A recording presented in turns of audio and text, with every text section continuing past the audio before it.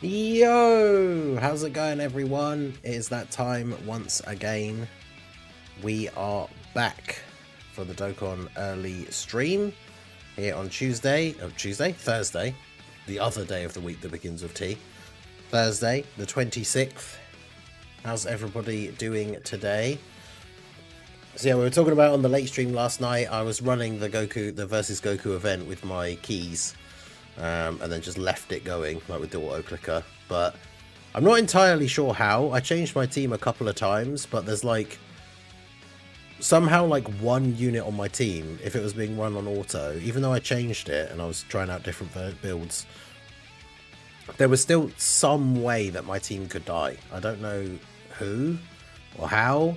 I think my only guess is like the STR Blue Goku from the GDC, like not dodging a slot 1 super or something would still kill you. So I think actually I might have even taken him off of the last build of the team before I properly like went to sleep and just left the auto clicker to do it. But when I woke up, it was on the like menu screen, which means it died at some point. So I'd missed, I don't even know how long. That could have happened literally like 5 minutes after I went to sleep for all I know. But I restarted it when I got up before like got ready to start the stream and everything. So I genuinely don't know how many runs it did overall. I don't know how many keys I still have left. Potentially it's not looking good for Team Vegeta. I saw Nano posted the fact that Nano was supposed to be the big Team Vegeta leader versus Team Goku on Team Truth and or versus Truth on Team Goku, and he posted a screenshot like he's barely done it, so he's only got like 70,000 of the thing or whatever. So things are potentially not looking good for Team Vegeta.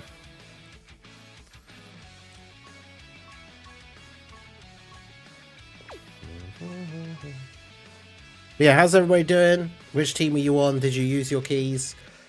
I didn't even begin to use my keys. Oh god. Yeah, that's the thing. Like we were talking about this last night. Like even I didn't. Like so many people didn't realize it was like, oh, it ends in like 12 hours. Yeah, I know you can check it. I'm just setting up my Petan fights first. But yeah, I'm gonna go and have a look here in a sec. We'll see what we actually managed to end up with. But my only hope is that more people on Team Goku forgot to do it than the people on Team Vegeta.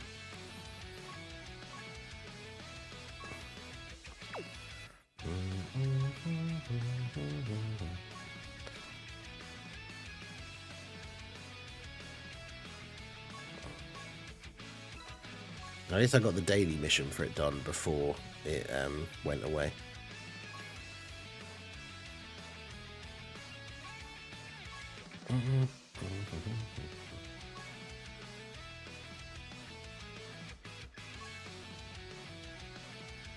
So I've got 134,000.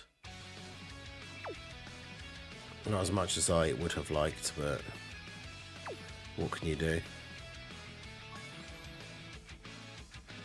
Yes, I had 398 keys left. That's another like 130 runs I could have done.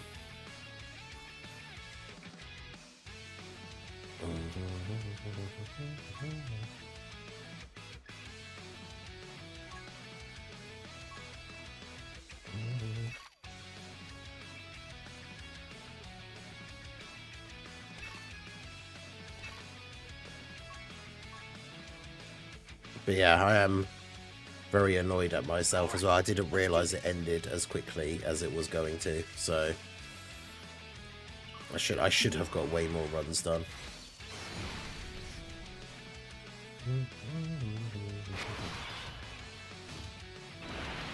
But unfortunately, as they say, it is what it is.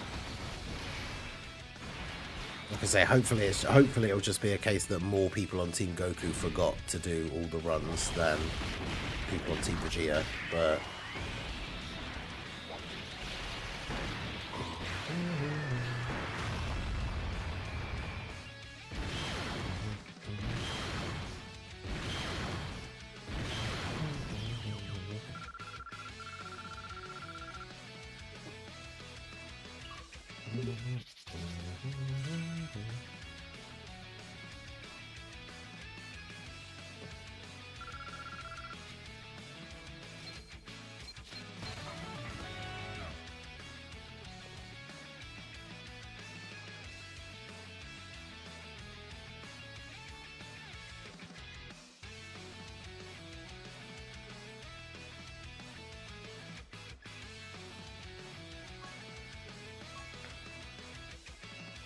Let's get the note. I keep forgetting now that there's like a new bit in the menu that I have to is not the bit that I want to click on.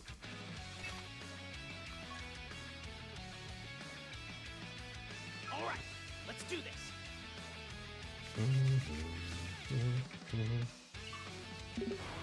Yeah, I haven't started link. I'd only just started link leveling the units that they gave us for the Dokkan Frontier. I'd kind of completely forgotten about them because I didn't even use them in my runs on the Dokkan Frontier thing.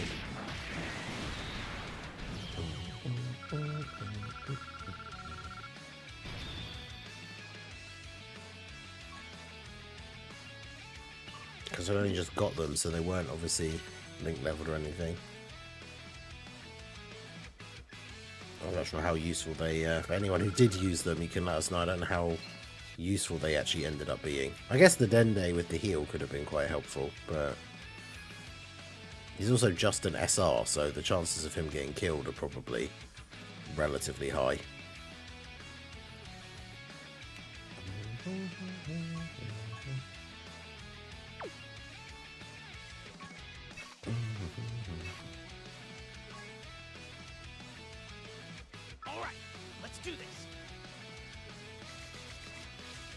But yeah, let me know if you guys were on Team Goku or Team Vegeta. Did you manage to use all of your keys, most of your keys? Did you forget?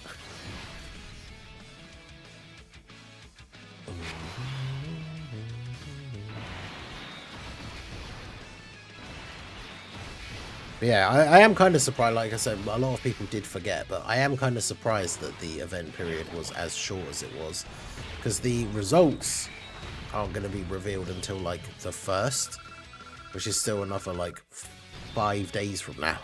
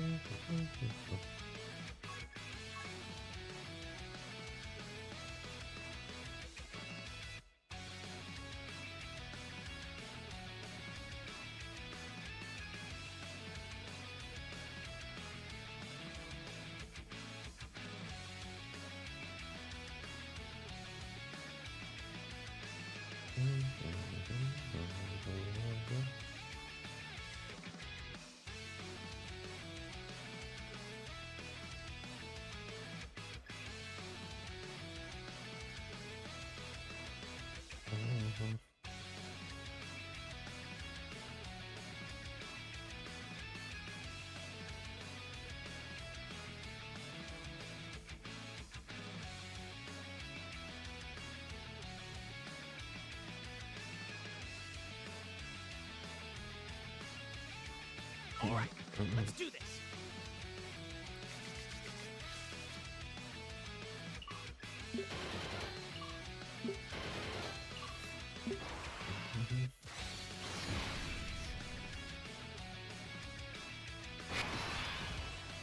If we have leftover, should we summon on the Namek banner? 100% no.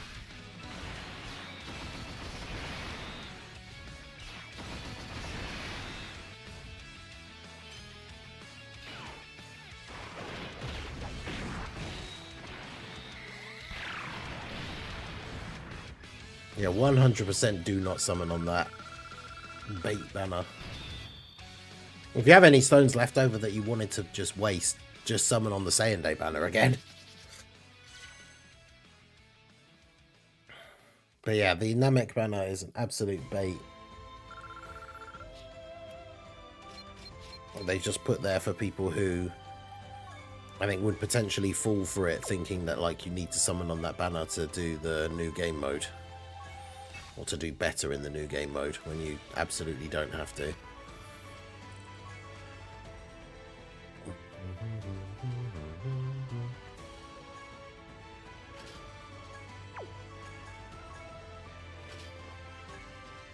All right, let's do this.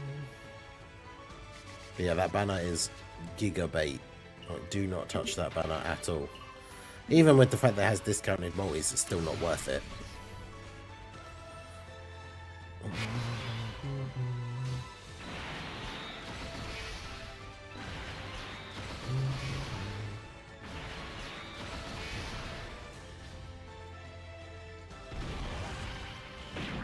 Yo, Goat, how's it going?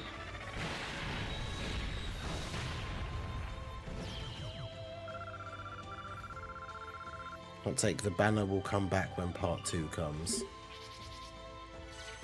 What, the bait? Well, yeah, they'll probably do a bait banner every time there's a Dokkan Frontier thing. Because, yeah, the next one should just be a continuation of the Namek Saga, so it'll be a Namek Saga banner again. It might not be the exact same banner, but there'll be another Namek Saga bait banner, like the next time it comes back. And then, like, when the Boo Saga one comes out, there'll be a Boo Saga bait banner. Like, yeah, they'll probably do this. They'll do this every time. Because, like I said, there will be some people out there that will, like, fall for the bait. And just be like, oh, the next one that's come out is, like, the Boo Saga, and I don't have a particularly good Boo Saga team. I should summon on this banner, when, like I say, realistically, you don't need to. Especially with the whole, like, with the guest units thing that the new mode has. You definitely don't need to be summoning for characters just for the new game mode. Yo, MX, how's it going? How you doing today?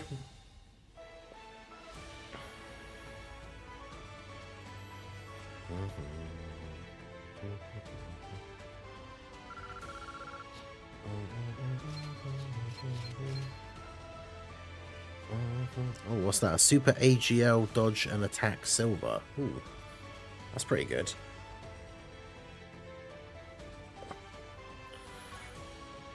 He's a good recent Super AGL character.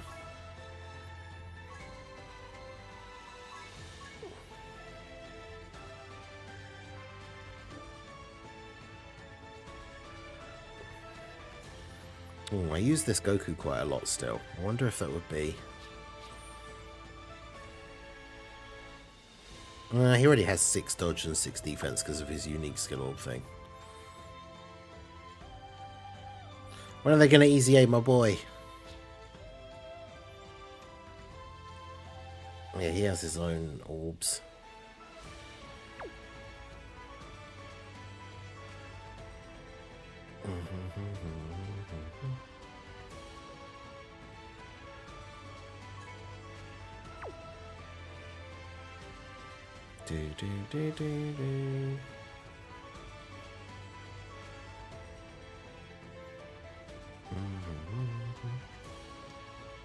Man, that's what I'm talking about with this Whis thing, where I get like, you get an orb that you think is good, and then it's like, oh, but actually it's for Super AGL, and like, who do I even give that to?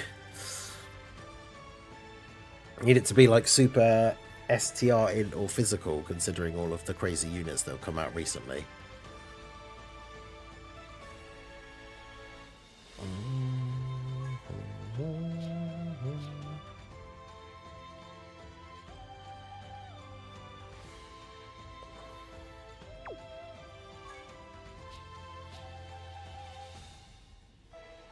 Evasion 4, defense 2.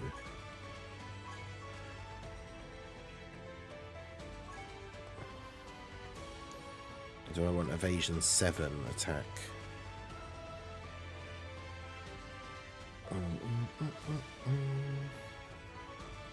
Yeah, I guess I'll just save it.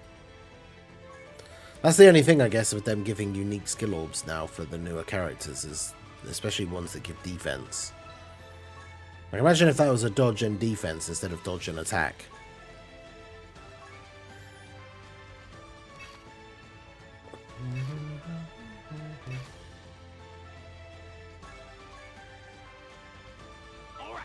I had Nano saying GDC should be Namek. For me, I think that's a massive mistake. 'Cause if they're releasing the part 2 of the game mode sooner, then it'll be too late. If not, their part is way too long.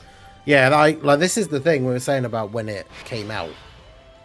Is that if they wait too long to bring out the next part of the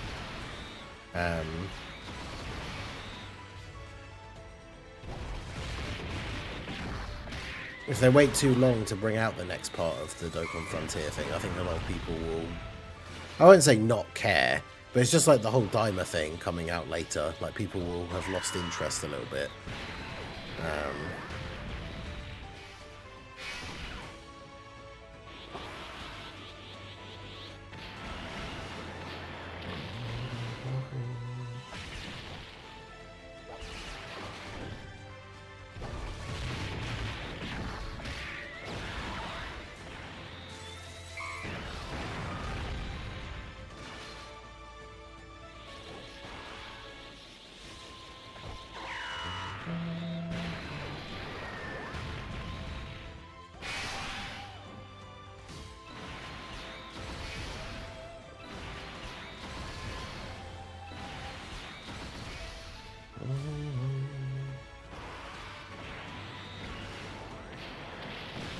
But yeah, I'm looking forward to the Blue Zone RE thing coming out tomorrow.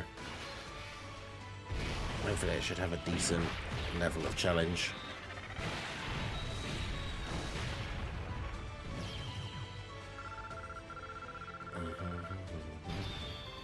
Hey, a level 10 link from Majin Vegeta, let's go. That's what we like to see.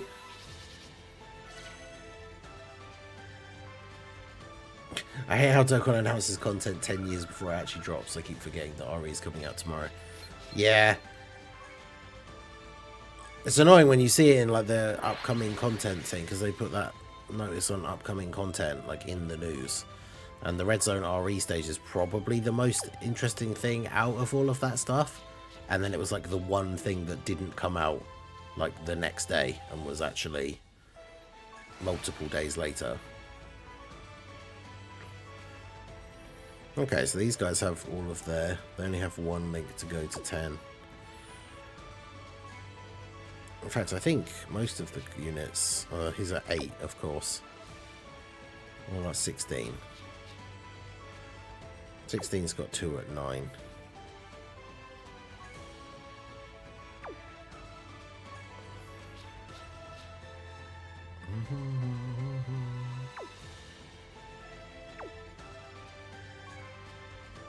How many keys do I even have? I haven't bought the keys for ages. 58.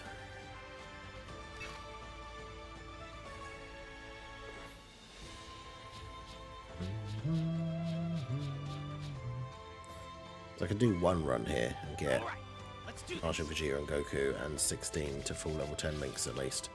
Then I could put the other 2 new game mode characters on here.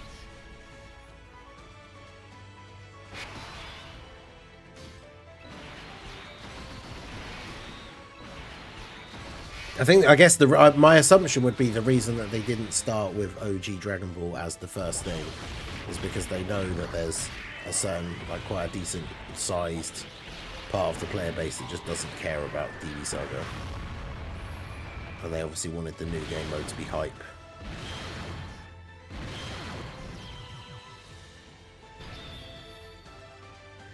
That's my main assumption, because, yeah, I know not everybody cares. JP players do care about DB Saga, like that Int Kid Goku still is the fastest top grossing like Dokkan Fest. But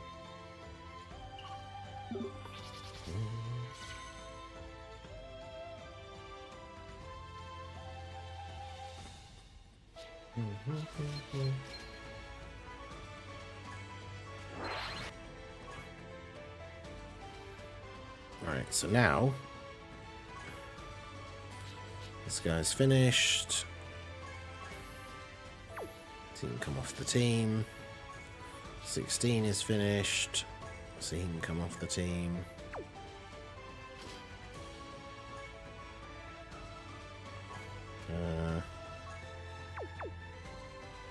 put Krillin on there. And where's Dende? This is the first time. This is one of the first times I'm actually link leveling a character that isn't like a proper UR.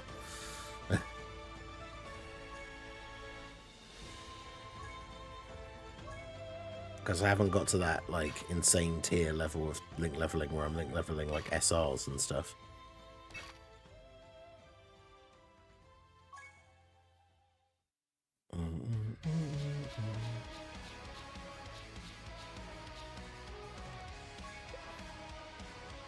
Oh, interesting. It still gives Majin Vegeta as the recommended friend. I wasn't expecting that. Well, hot take, when we get our monthly stones at the start of the new month, we should get more based on power level. I mean, I don't think that's a hot take, necessarily. Like, that's just... That would be... I mean, it would be good for all the people with the higher power level. I mean, people with lower power level would probably complain, but, like... at the same time, it's like... It's like motivation for you to increase your power level. It's the fact you'll get more free stones each month if you do.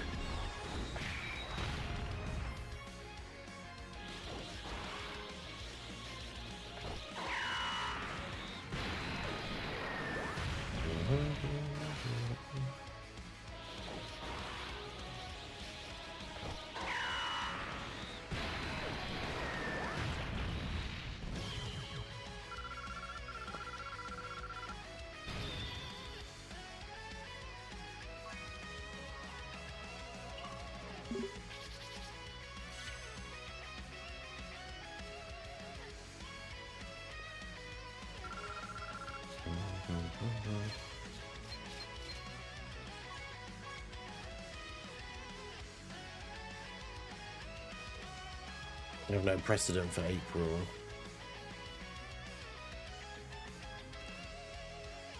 Wait, what? No precedent? Because April is usually like a filler Dokkan Fest with a Part 2 LR.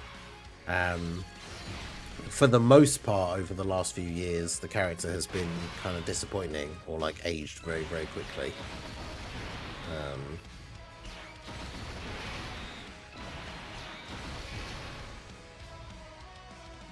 I think one of the only ones that was really good was AGL Turles, back when he came out.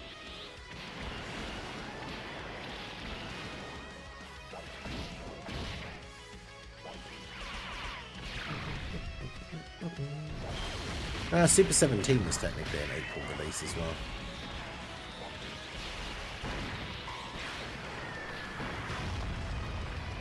Third year we didn't even get one on the 1st of April. 2019 it was hit for JP, which is funny because he was a global first before that.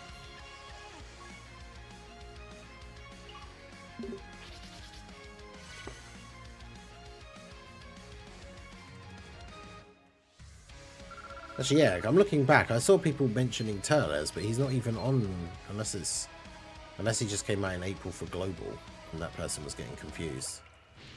Because yeah, he didn't even come out in April on JP.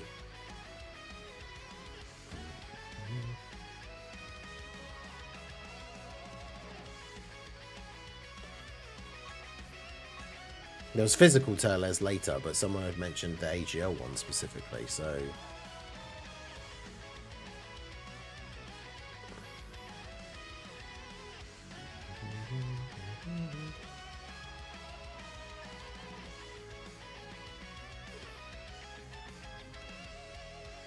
Yeah, I'm not even sure when.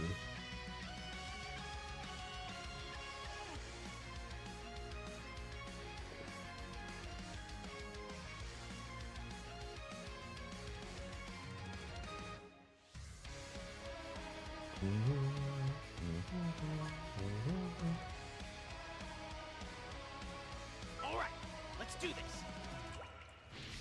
Part 1, Great Saiyaman. Part 2, Great Saiyaman 2. AGL Turles was March 31st for JP. Oh, right, yeah, because it's... I was just looking at April on the wiki page. But yeah, it's... I forgot, for the last couple of years they have sometimes come out on the 31st. Well, the last couple of years I think it has been April. But before that, yeah, it was the 31st of March sometimes. I need to go back and check that. Because yeah, I might do that as a video for today. Do the history of the April Dokkan Fest.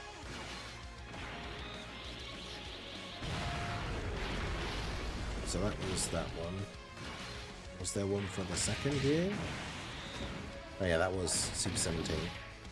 Super 17 on release, I feel like, was underrated. Like, Extreme AGL was obviously not the craziest team in the game or anything. But, like, I pulled him by accident, because I summoned on that banner, hoping to get Super Saiyan 4 Vegeta, the second year one, because I still didn't have him. But I pulled the Super 17, like, literally on the first or second multi or something. And so then I made an Extreme AGL team, which at the time, obviously, you had characters like Golden Frieza, who was the best tank in the game. And the team was actually quite good. Like, it was quite fun.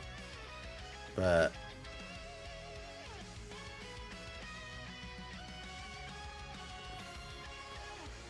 is it Int Ultimate Gohan? Yeah, because the wiki doesn't even go back to, like, the first year, which is crazy. It was an easy skip. Yeah, that was the problem with, like, the Saiyan Day character being so good, was that... I mean, to be fair, Saiyan Day usually is good, but...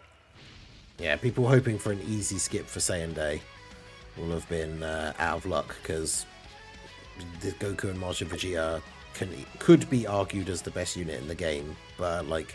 the bare minimum are top 3, which is kind of crazy. I mean, the very bare minimum is top 5 if you somehow think that, like, because the top 3, I could see someone having the top 3 being like physical UI, the STR Blue Boys and Goma, but I think the arguments are absolutely there for Majin Vegeta and Goku being the best unit in the game.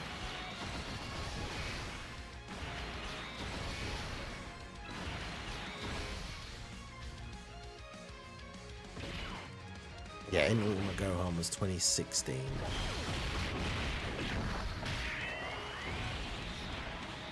Turnos was 2018.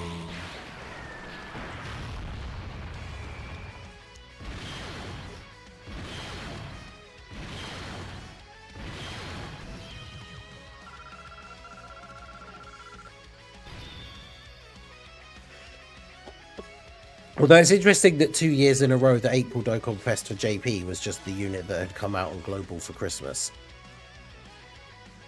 Because 2019 it was Hit, and then 2020 it was STR Kaioken Goku, which is interesting.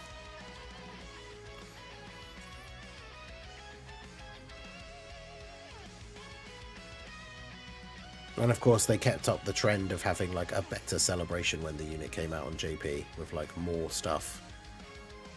I think potentially even like more Easy A's and like sub Easy A's and stuff.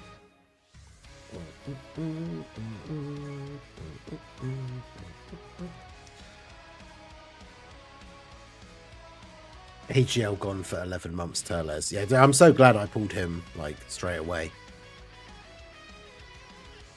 He was a unit that I wasn't even necessarily sure I like desperately wanted to summon for. I don't know if it was because... Wasn't it because we knew what was coming out next? Was he just before the anniversary? I can't remember. But, like, we knew what was coming out next. And it was going to be something hype, I'm fairly sure. So I was like, oh, I'm going to only spend 150 stones and see what happens. And so literally I did 3 multis, and on the 3rd multi I pulled 2 copies of Turles. So I was like, oh, okay, cool. And then, yeah, that Movie Bosses team was like ended up being one of the most fun teams in the game to run at the time. Because it wasn't even just Movie Bosses, it was the fact that his secondary leader skill was all extreme class, even though it was only 50%. So you could still run characters on his team that weren't under the full leader skill, and they were still somewhat usable.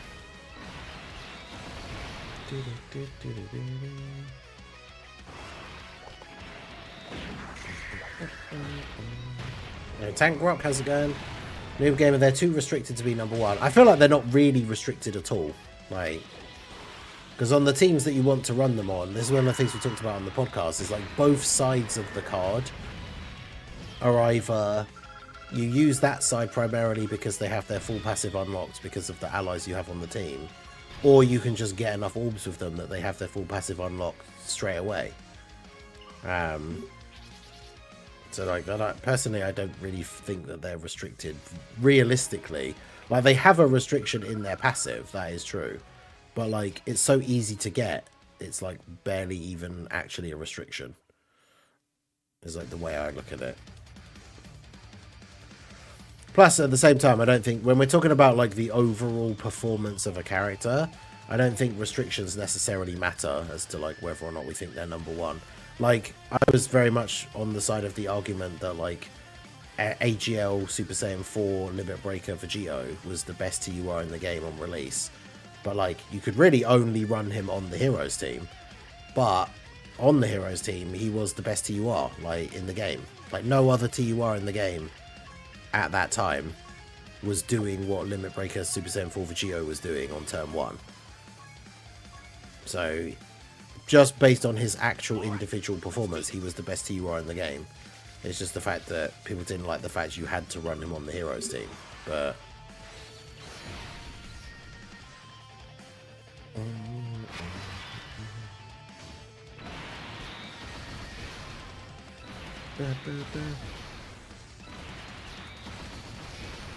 yeah, Annie right after. Yeah, because it was... No, it wasn't, because he came out August 2018. So what was September 2018 for global?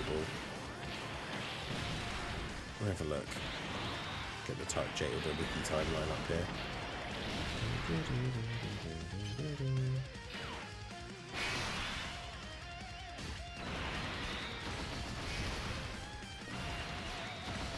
Yeah, the anniversary was right before. That was the 3-year anniversary. I got super lucky in the 3-year anniversary as well. And then August was Turles.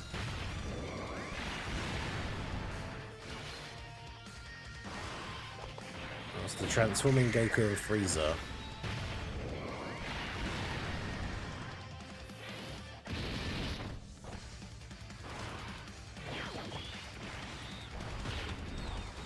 But yeah, they came out for both versions, so that wouldn't have been something that we knew ahead of time because of JP.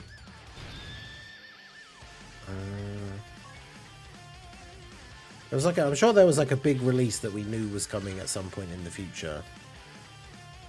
But now that I'm looking at the timeline, I can't tell what that would have been.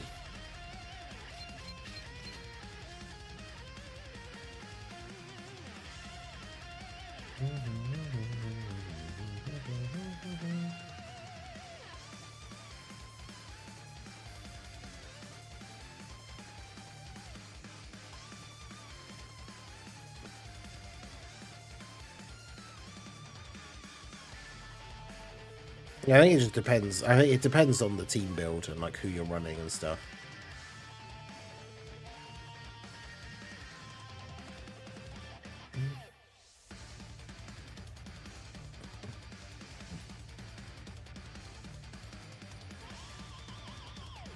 All right, let's do this.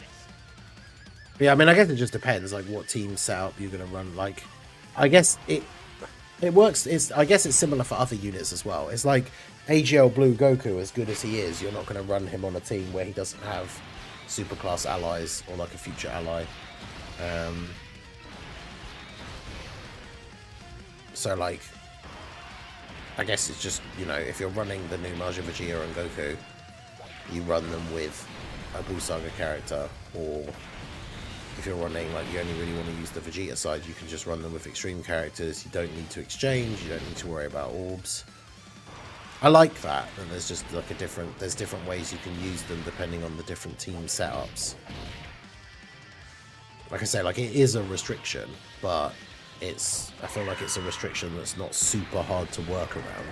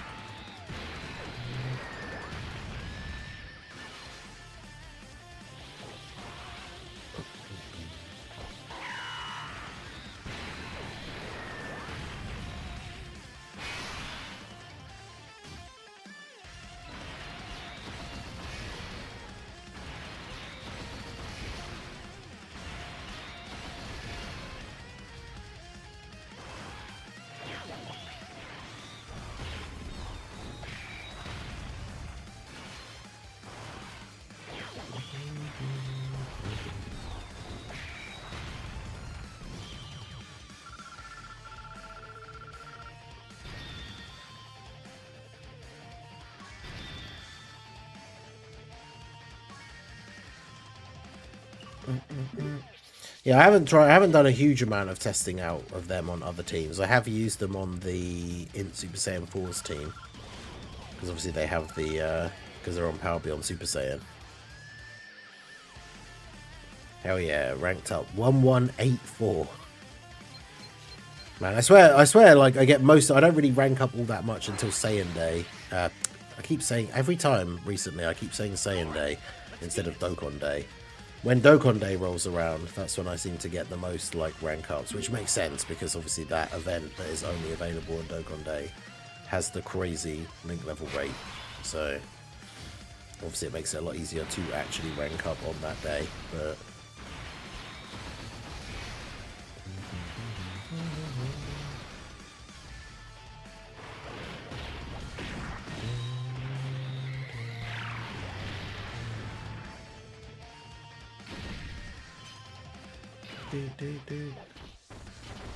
Get me out of the castle and take me back to the village. Oh yeah, are you doing remake or the original?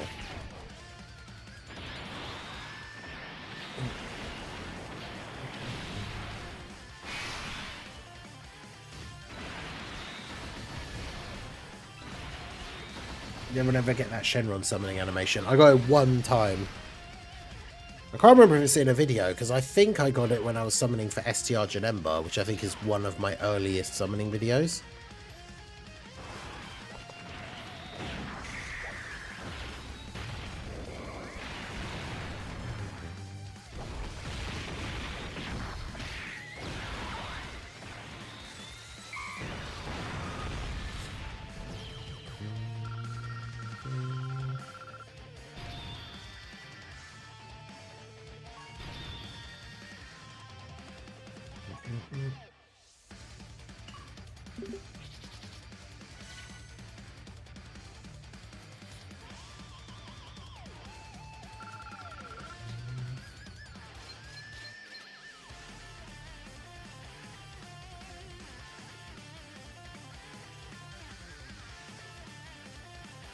Nano got it, of course.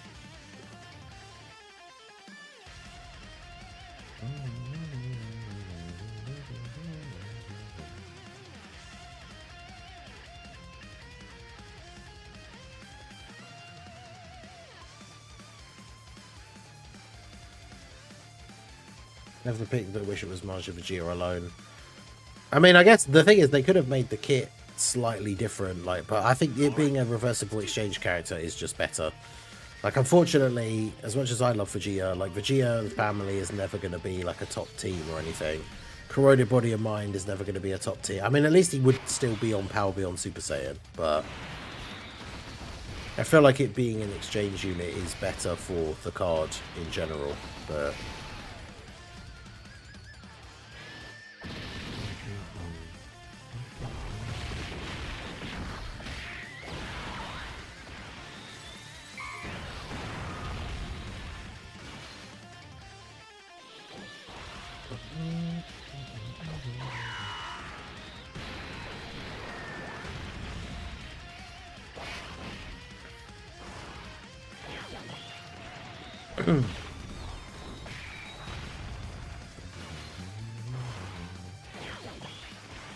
Yeah, reverse exchange characters are just better, like, overall, for the amounts of categories and all that stuff. Like, if we got a Majin Vegeta on his own, he absolutely could still have been good, but...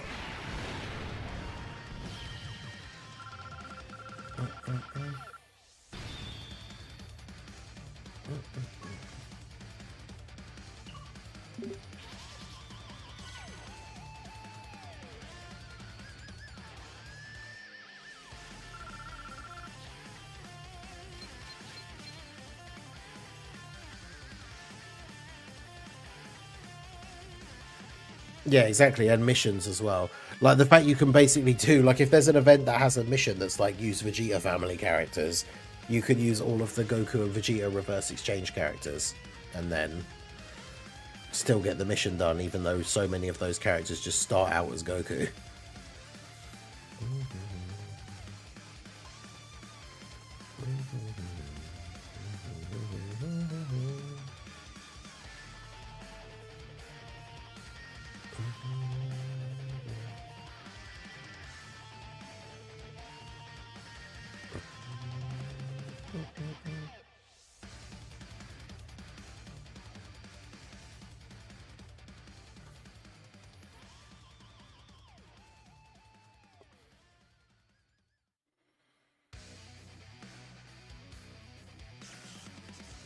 You have any one anime ability. It could be anything from power up to quirk to devil fruit powers.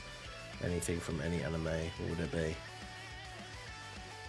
Isn't a devil fruit powers like a double-edged sword, because you can't, like, you lose the ability to swim, and like water is basically like your ultimate weakness.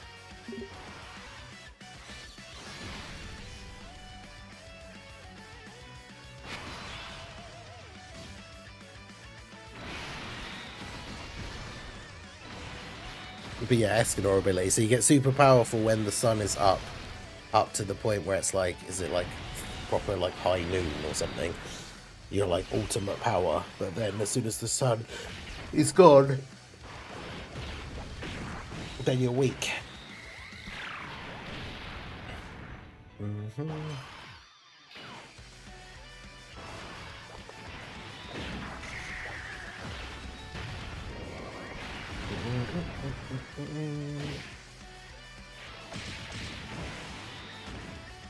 Some devil fruits actually let you breathe underwater. Oh wow, really?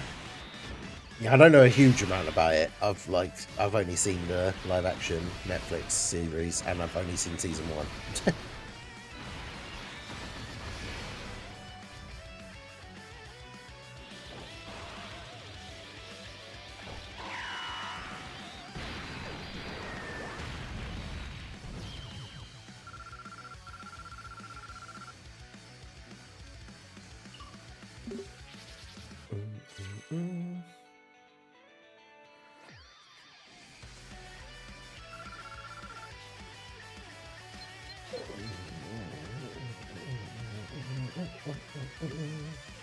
Okay. Yeah, most have the water weakness. Okay. Yeah, I didn't know that.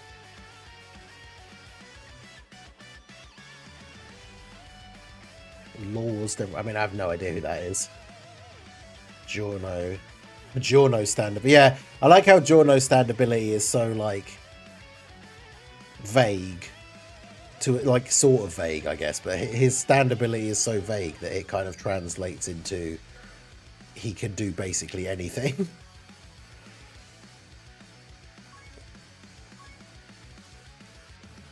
But yeah, having a stand would be a fun one, but you have no choice over like what one you get, so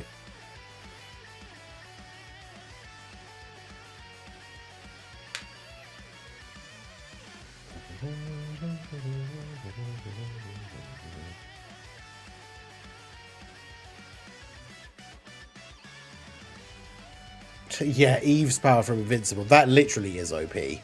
That's like godlike level power, isn't it? Like she can literally create matter out of nothing.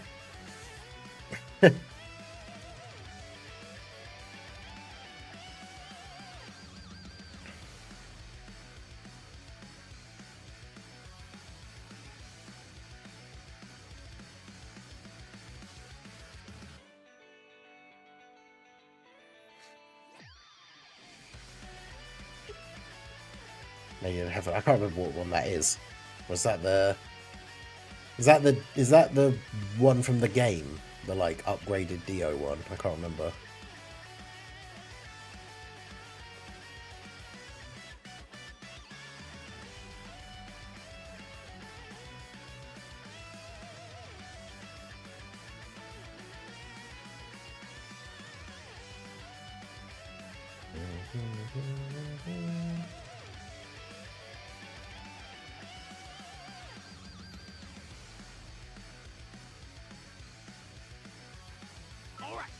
Do this.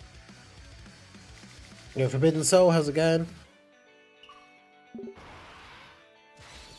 Oh, it's Poochie stand from part 6. Can accelerate time. I genuinely couldn't even remember what his one does. Part 6, I mean, I've only seen Part 6 once, like when it came out, and it's my least favourite of all of them, I think.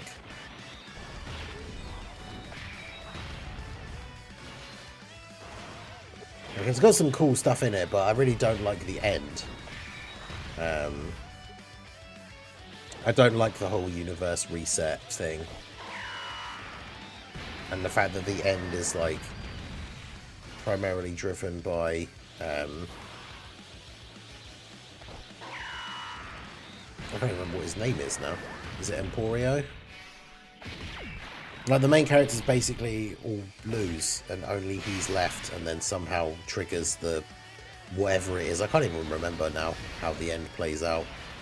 But I just remember the end being really disappointing.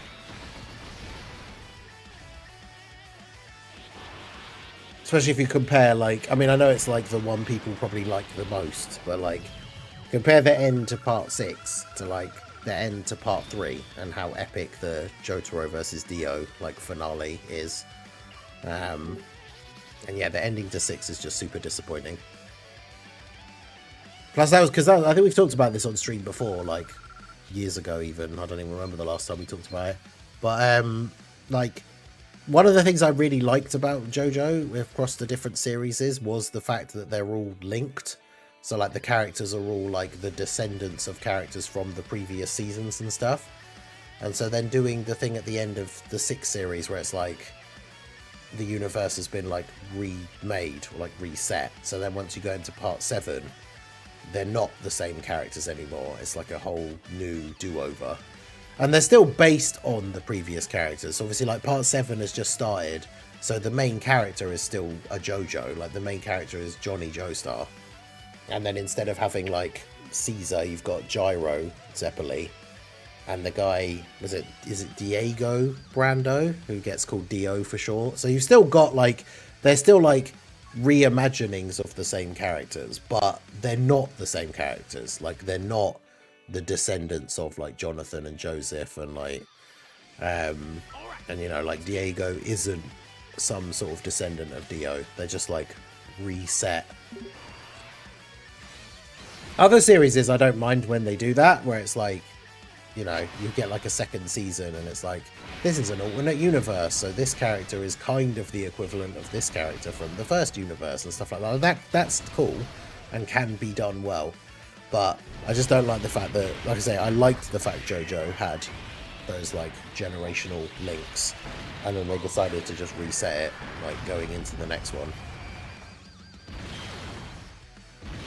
Needed to reset. The stand powers were getting a bit out of hand. I mean, that is the problem as well. Like, once you get to the end of Part 5, and Giorno has the Gold Experience Requiem and is essentially like a god, and then like it's like, what do you do? Like it does. There is the question, isn't it supposed to be like a minor plot hole, essentially, as to like why Giorno doesn't show up in Part 6? Because there's those other characters that are supposed to be like the children of Dio that turn up like near the end of Part 6. So like, why doesn't Giorno show up as well? But the easy answer to that is because if Giorno showed up, he would just win and like beat Pucci and everybody else like straight away, because Gold Experience Requiem is broken, OP, stupid.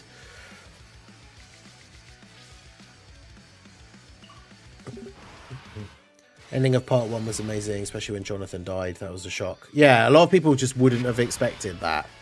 It was like the main character just dies at the end of the first season, and then the second season is the main character is his grandson, right?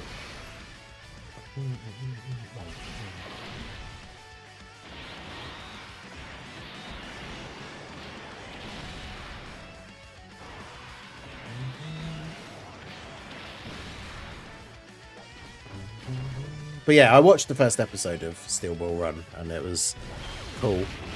For all the new characters are kind of interesting.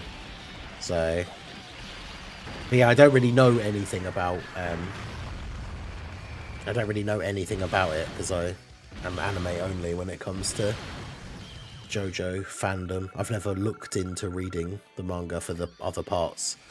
So I know little bits and pieces here and there. Like I've seen a picture of the guy who is, I guess, eventually like the main bad guy for 7. But I don't know anything about it. I don't know, because we haven't seen any like stands or anything so far in like the first episode. So I don't really know anything about how part 7 goes. I have seen a lot of people say that they think it's the best part over the years when we've talked about JoJo, and obviously I've said like I can't really comment on that because I've not like read it or anything, but yeah, I've seen a lot of people say that they think 7 is the best part. So, which I guess is a good sign, because like I said, even though I personally am not necessarily a huge fan of doing the universe reset thing, the fact that the first part that came after that is largely considered by a lot of people to be the best part is probably a good sign, I guess. There was a gacha for JoJo, I played the hell out of it. There's been a couple over the years. It's just none of them have been particularly good in terms of like how they actually work and like in-game like animations and stuff.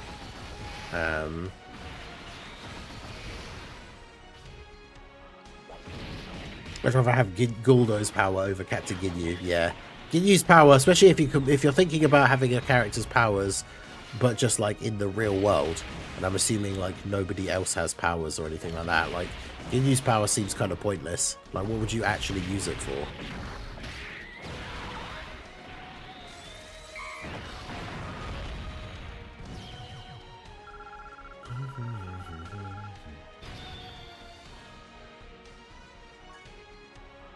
I have to tell Ningen what all the songs are when each episode comes out. Oh, right, yeah, because of course they changed the names. Because all the stands are named after like albums and bands and stuff. Whereas obviously then when they do the English translation, because of copyright issues, they changed the names from the original source material. I forgot about that. Because what's Bukarati's stand called? Is it... I'll have to look it up now. Is his one Notorious B.I.G. or is it something else? Karate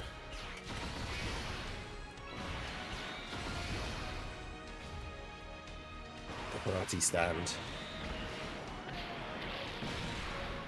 Oh, Sticky Fingers. I can't remember. That's a song. Where's the actual reference? I can't remember. Is it a Rolling Stone? Yeah, it's a Rolling Stones album.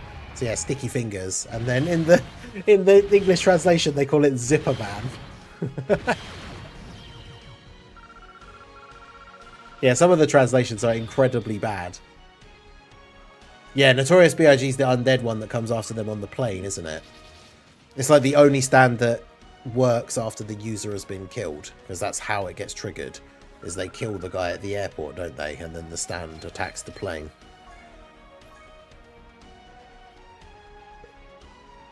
Yeah, if you watch it with the subtitles, they're still saying the name. So like, yeah, he uses his stand and he'll still be saying like Sticky Fingers in like Japanese, but then in the subtitle it comes up Zipper Man. It's like, okay.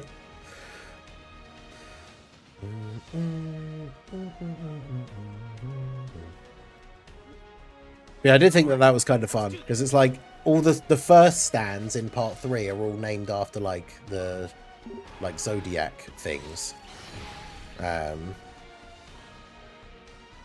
like tarot cards, and that's it, not zodiac, like tarot card things. And then yeah, from the part 4 they just immediately go on to being named after like bands and albums and stuff.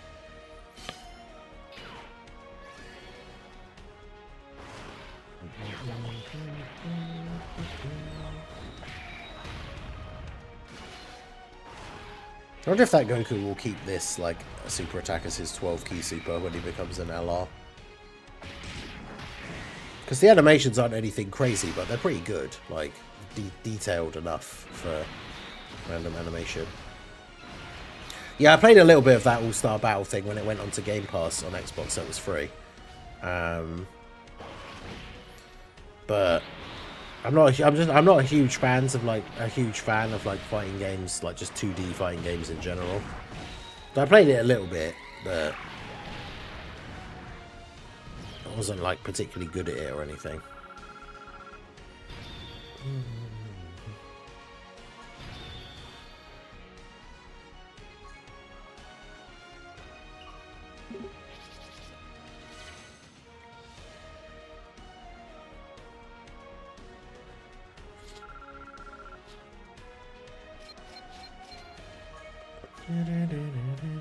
The guy Polnareff wants to kill is named Jay Guile.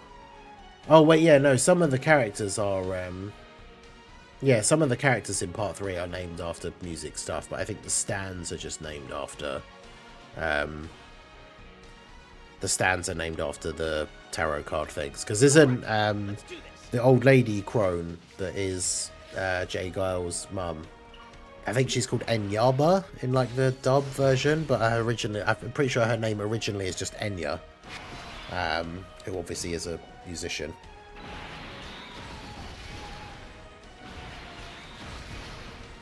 I mean, even Dio is from part 1 is named after Dio from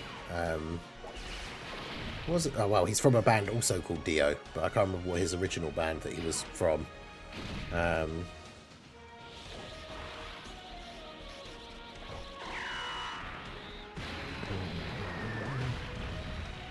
Also, technically, I guess to split hairs, like the Death Note isn't Light's actual ability. It's just like anyone who has it has it. It's not his ability. So I would imagine for the purposes of that like hypothetical question, that doesn't count.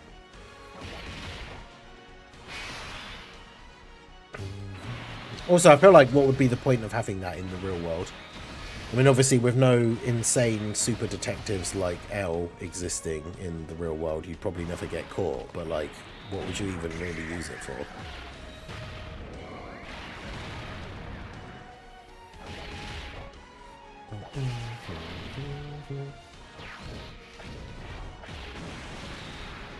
I say, yeah, Ronnie James Dio. I thought that's what it was. I can't remember what the band he was in before. Because he was in his own... It's kind of like the Ozzy Osbourne thing, where he was in Black Sabbath and then had his own solo project where the band was just called Ozzy Osbourne. I'm pretty sure that's the same for Dio. Whereas he was in a band called Dio afterwards, but was initially famous for being in another band, and I can't remember what it was. All right, let's do this. But yeah, that goes... I forgot that it goes all the way back to part 1, because even Speedwagon was one of the main characters in part 1. That's the name of a... Is it a band? Or is it an album? Is it a ELO album? I can't remember.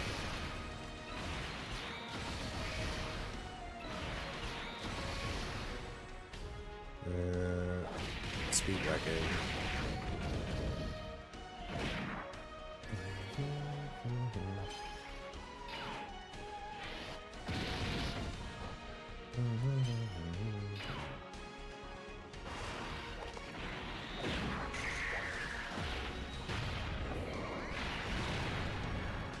The wiki doesn't say.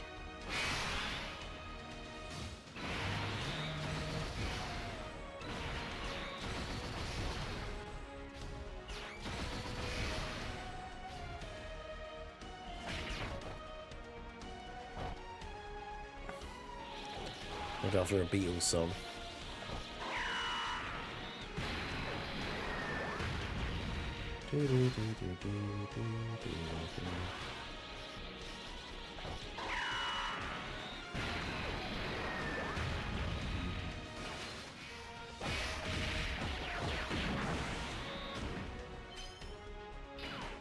Oh no, apparently it is just the name of a band. Because yeah, his name is Robert E.O. Speedwagon, and there's a band called R.E.O. Speedwagon, apparently. Yeah. Yeah, for some reason I thought it was an album of somebody else, but yeah. But yeah, I love the fact that all of the series is, all of the characters are just like, I say all of them, not all of them obviously, but so many of the characters and the powers are all just references to like bands that the guy that made the thing likes. Alright, let's do this.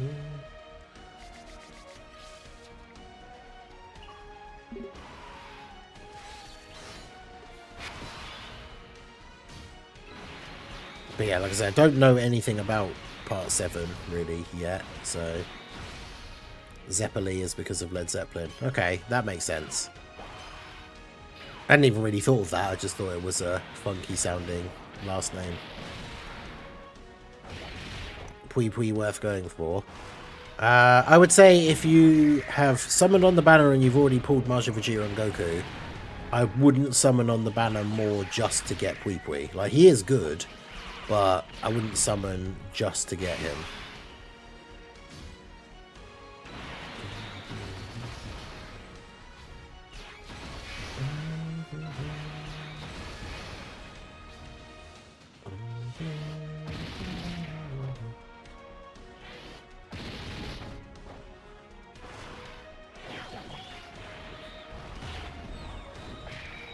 Well, this is what I was saying before. He doesn't technically have an ability. Like, having the Death Note isn't, like, his ability. But also, yeah, like I said, no, because what would I do with it? Like, what would be the point of having it?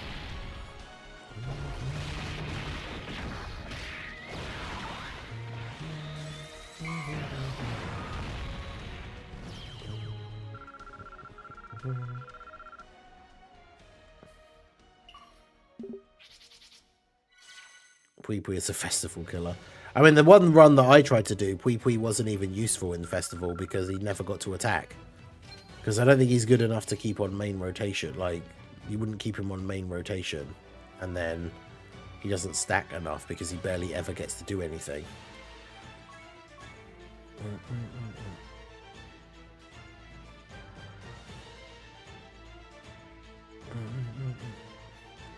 Yeah, Raudo, how's it going?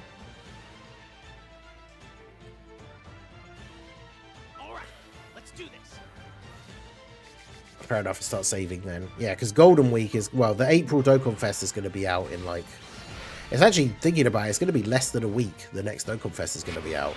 So realistically, that means we should probably get a teaser or something within the next, what, if it's coming out on the 1st, or it might come out on the 31st, which means that the latest, the data download would have to be Monday, or just early on Tuesday, and then we would probably see Twitter details then either on Sunday or Monday, which means potentially we are only like 3 days away from them revealing who the character is.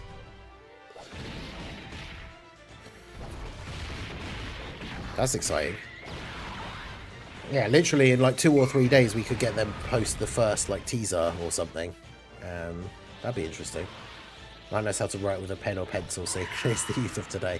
Dude, I mean, even though I'm slightly older than obviously the current generation of like, even I grew up going into like, you know, mainly things being done with computers and stuff. I'm one of those people that find if I write with a pen for longer than like, you know, I can write a few lines, obviously, but like if I had to write like a whole page with a pen, I get like halfway through and my hand starts hurting. I was never really good at writing either. Like my handwriting is terrible. I'm one of those people that if I have to write something, I just write it all in capitals so I can make sure that people can actually read it. Got down to about 300 keys. Got to play some Slay the Spire with Tala. Hey, nice.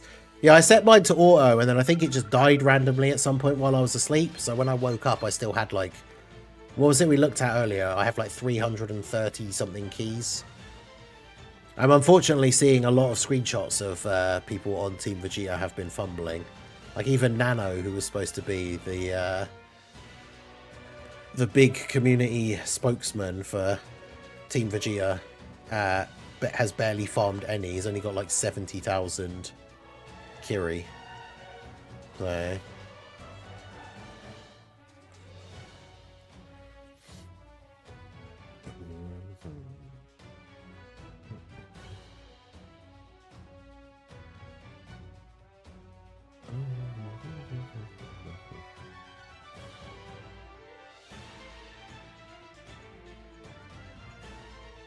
All right, let's do this. I may write poetry with a pen. I had to buy a glove years ago to ease the pain in my hand. Oof.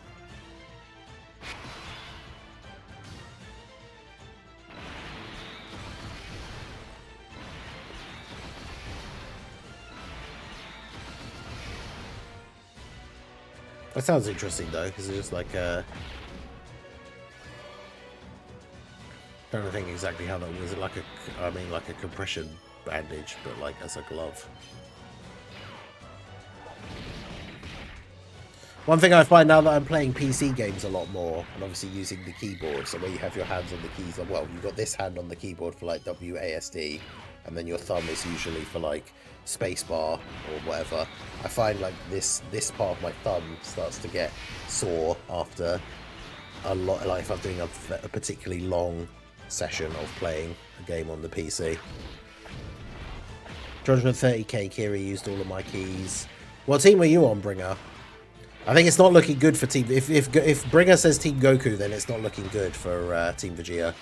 Because so far, the only people I've seen say that they actually used all of their keys are on Team Goku. And everybody else that we know of that's on Team Vegeta is like, oh yeah, I've still got a bunch of keys left, or I forgot. Like, so I don't think it's looking good for...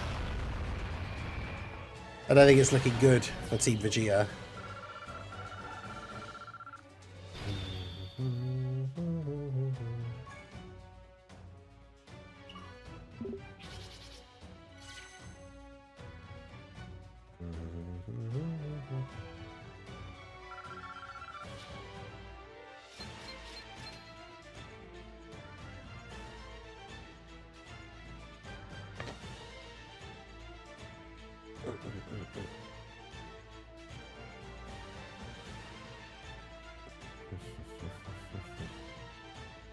Team Vegeta, okay, good.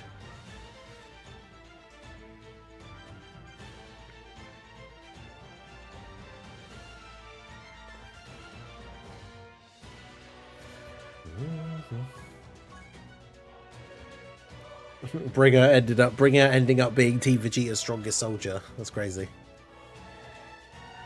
But we appreciate you.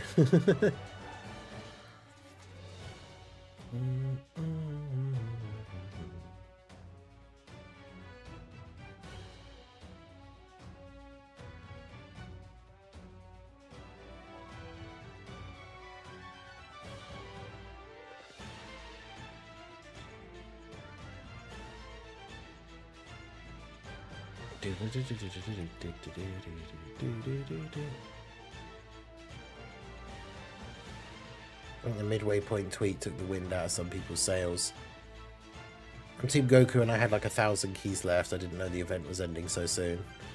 Yeah, it's annoying for anyone who did miss it, but yeah, like obviously for I don't want to make like mean jokes about it, because I was going to say obviously as someone on Team Vegeta, if Team Goku people forgot to play the event, then obviously that's good for me. But yeah, it sucks for you as a player, like if the...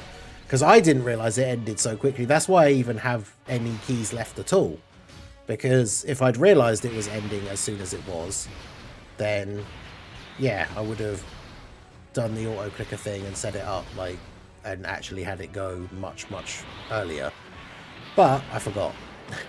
So I ended up missing more of it than I would have expected.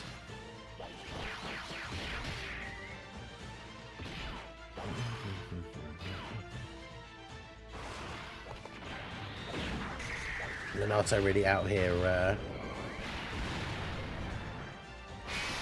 trying to defend the part 6 ending.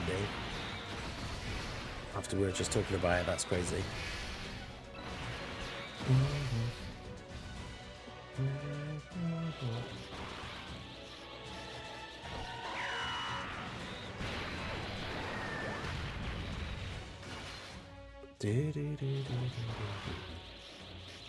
Trying to find, there was a comment that someone that I follow made recently that was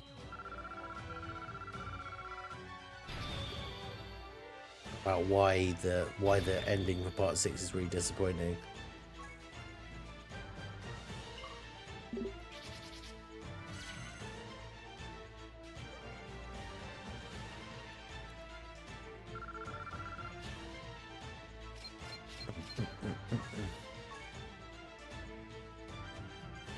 All right, let's do this.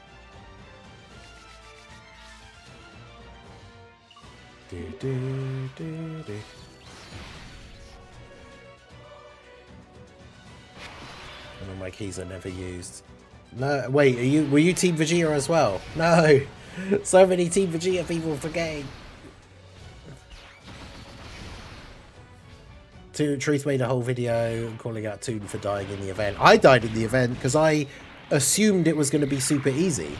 So I went into it with like a sort of like almost like a meme team. It was like I did a Super Saiyan 2 team, but I made it a full Vegeta family team just for the sake of the fact that it's, you know, Vegeta versus Goku. And it was on auto, and like Super Saiyan 3 Daima Vegeta was in slot 1. And I know he's not a slot 1 unit, but I just thought it was like an easy story event. So I just let it play out, and then he died in slot 1 because Goku actually hits way harder than I thought he did. It was like, oh, I didn't realize this event actually did damage. Like, that's crazy.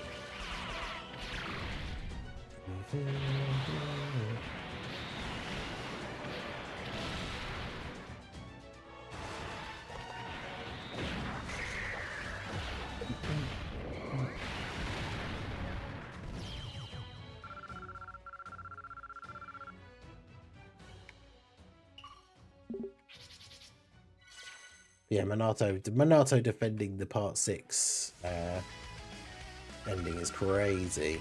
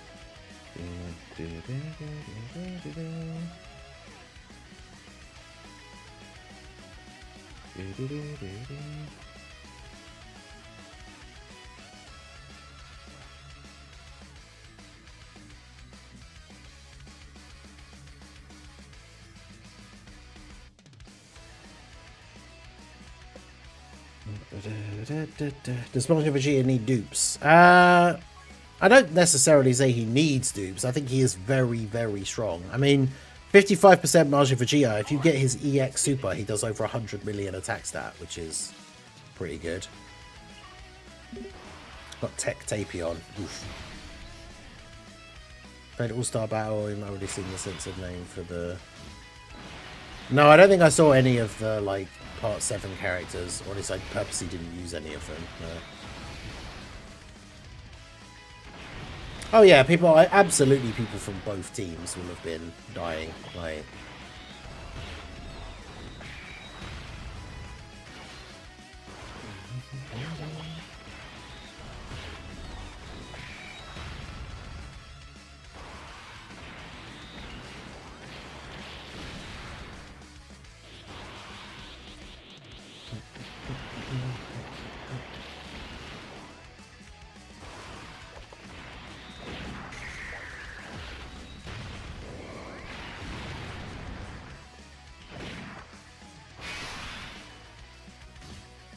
Yeah. Yeah, Jolene's stand is called Stone 3 and not Stone Ocean. That Stone Ocean is just the name of Part 6. But that's a very easy way to set, like, that's one of the when we're saying about like the dub names or like the translation names that don't make sense. Like, that's at least a good one. Like, that's one that does make sense.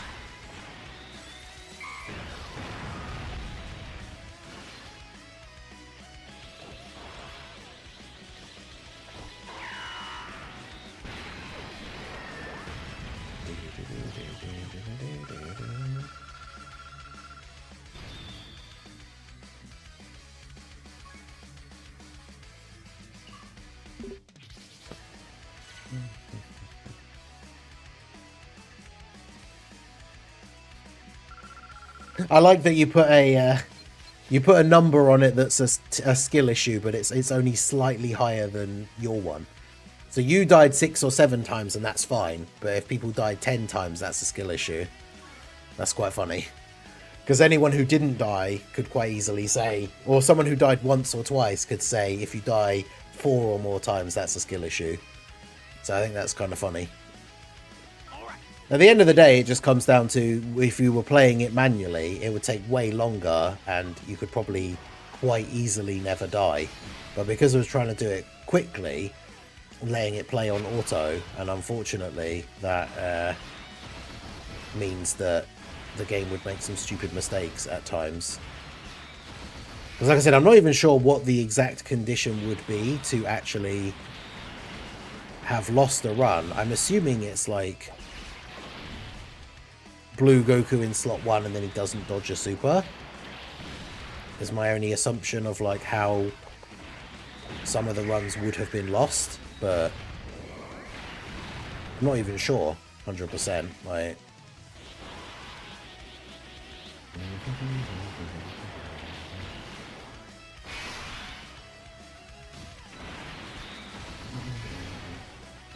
my boy Killer Queen got dodged. Yeah, because Killer Queen is a Queen song reference.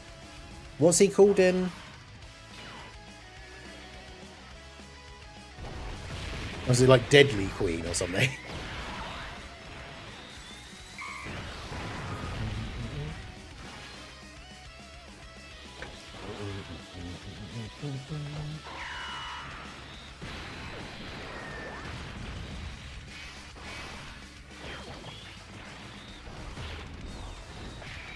Yeah, Deadly Queen. Because even Josuke's one is different as well, isn't it? Because part 4 is Diamond is Unbreakable. And what is called... Is it... what is it supposed to be? One of them is Crazy Diamond. I can't remember if it's what it actually is or what they renamed it to.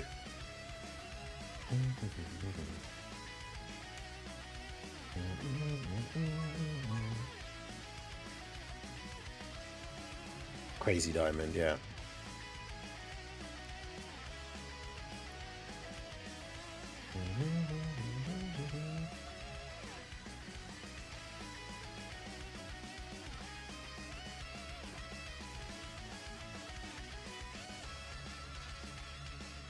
Koichi's Echoes.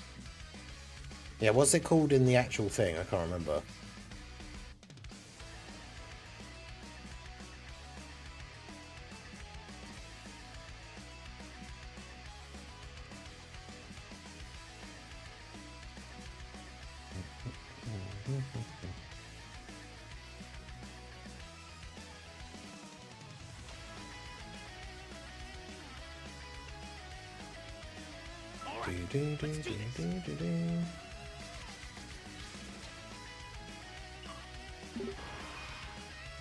Reverb. Is it? I didn't remember that.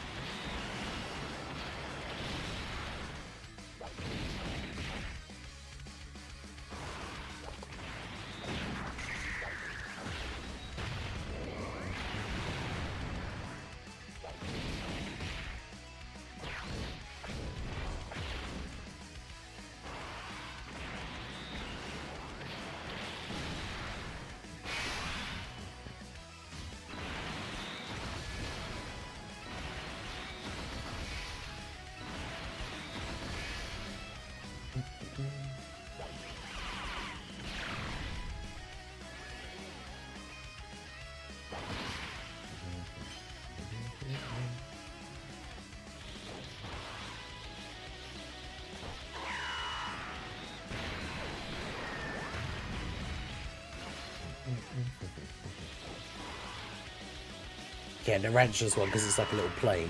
It's supposed to be Aerosmith, but it's called Little Bomber. Yeah, some of them are so random, but Yeah, I'd be interested to see where the all the Part 7 stuff goes.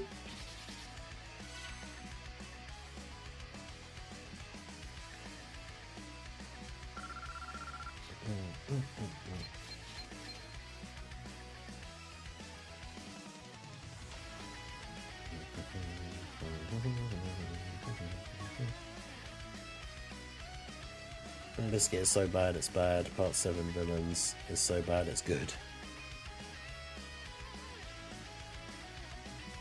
Alright, let's do this.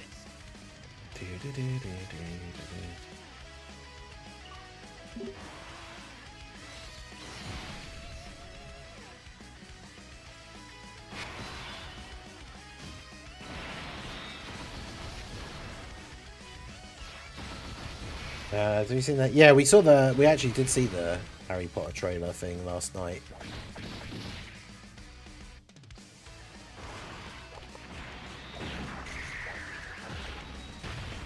Did you hear the One Piece live action Netflix want to do 12 seasons of it? I mean, I guess there's what? Over 1,000 episodes of One Piece, so I guess they've got more than enough source material to go through. I suppose it's just one of those things. As long as the series continues to be popular and like does well, I guess they've got no reason to not keep making seasons of it. But I haven't watched any of the second season. I can't say I even remember what happened at like the end of the first one.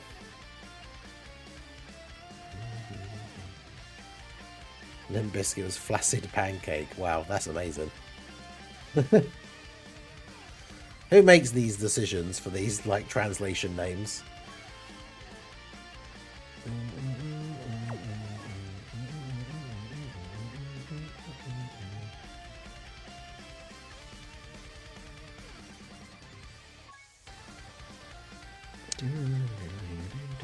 Oh yeah, make sure you refresh your Petan. I mean, it'd be kind of hard to make a TV show. I mean, I guess, like, because obviously the big thing... I know they do change their appearances sometimes. I've seen, like, enough GIFs and, like, screenshots and stuff that people have posted of One Piece over the years. But I know the characters' appearances change, like, a little bit. But that's the other problem, is if you're making, like, a TV show, if you're going to make, like, 12 seasons, by the time you get to, like, to season 12, it's been 12 years. So all of the actors are 12 years older.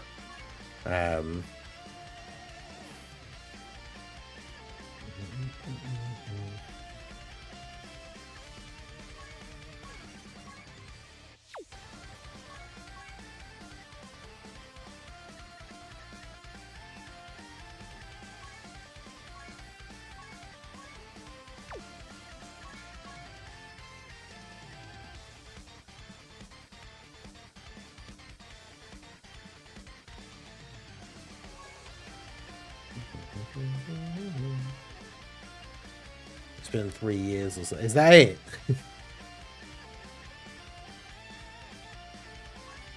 For that, like, 1,000 episodes worth of, like, in universe, it's only been like 3 years. Well, yeah, that's also true, because, yeah, season 1 was even, like, before I moved. So, yeah, the distance between season 1 and 2 has been really long. So, yeah, if they're going to make 12 seasons, it's going to take, like, 20 years.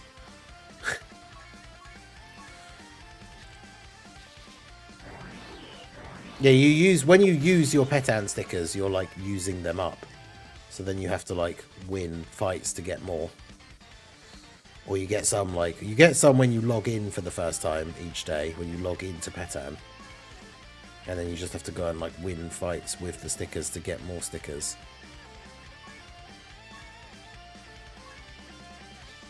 It's harder for newer players because they did do a thing back in... Was it November when they did the 40th anniversary thing? Yeah,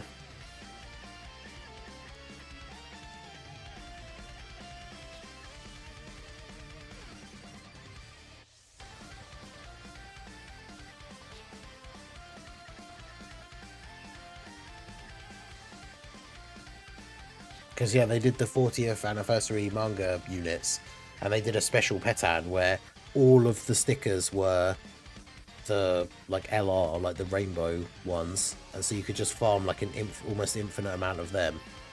And now for the next couple of petans since then, I've just been using them like non-stop.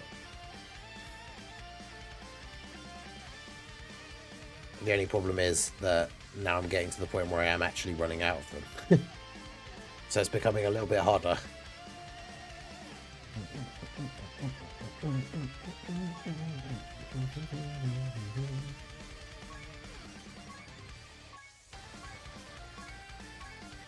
Yeah, this is the thing I was saying about the other day, right? And I made the video about the temporary content thing.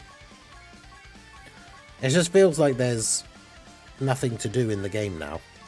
Now that Vegeta event thing, the Goku Vegeta event, is now finished.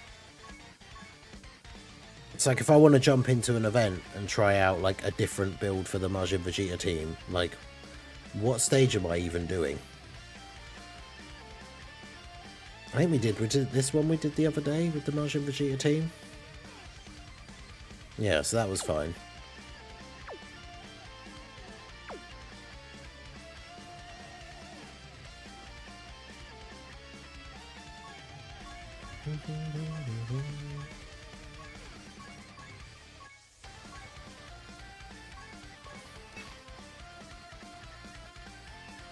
I can't remember which one of these is versus the Super Saiyan 4s. We need an LR Kid Buu to save the game. I mean, at this point, we should just get LR Kid Buu. Like, it's been a meme for long enough, I think. Alright, let's do this. And then Festival, this sucks because it's just too long. Like...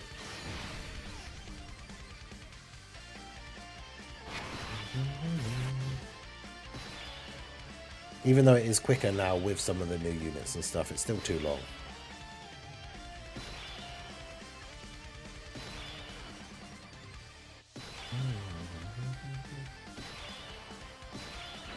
Oh. No! God, this is on auto. God damn it. Although the other Majin Vegeta isn't on the rotation, so probably should float this one off anyway. Yeah.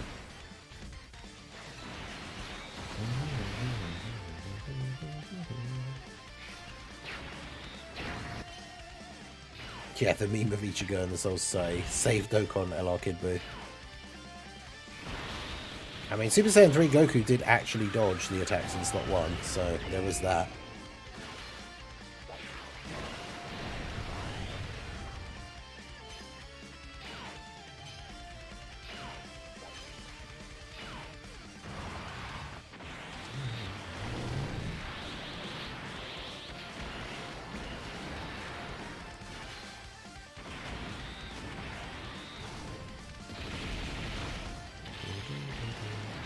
Zaxxon I'm new and I missed out again. Unfortunately, that is just the thing with, well, with a lot of games, to be fair. I do any sort of time-limited stuff. I mean, that's the other thing about limited time events that sucks, is anyone who's starting up the game now, obviously you missed like the anniversary units and stuff for their first release, but some of the events that were only temporary are now just gone.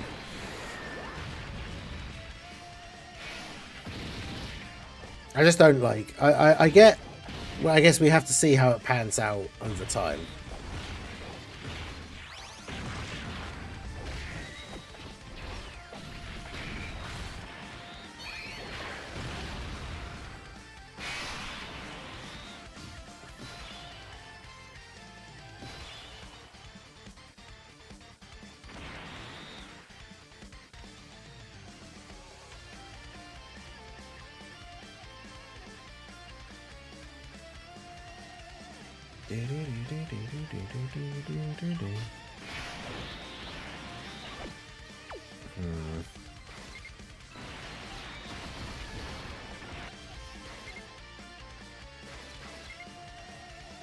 Man, there's like no key for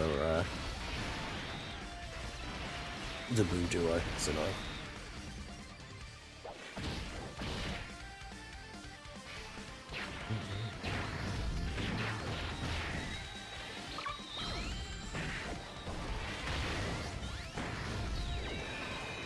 The older I get, the more I've absorbed random comics and Hanna-Barbera shows, the more I've come to appreciate the Venture Bros. Yeah, I don't think I ever finished watching like the last, there might even be 2 seasons I haven't seen, but yeah, that show was crazy. I think the first season wasn't as good as, but it got better, like, because yeah, the Monarch is a funny character. Obviously Brock being voiced by Patrick Warburton is pretty funny.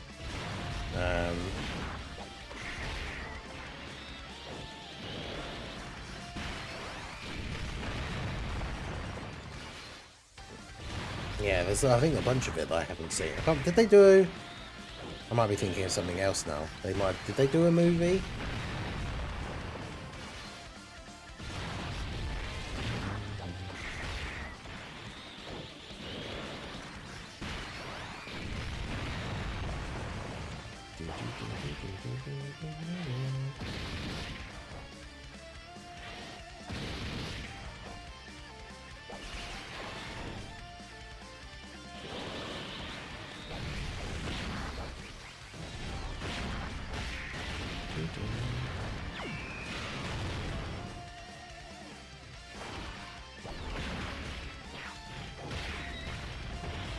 They did a finale movie because they didn't get greenlit for a final season. Right, okay.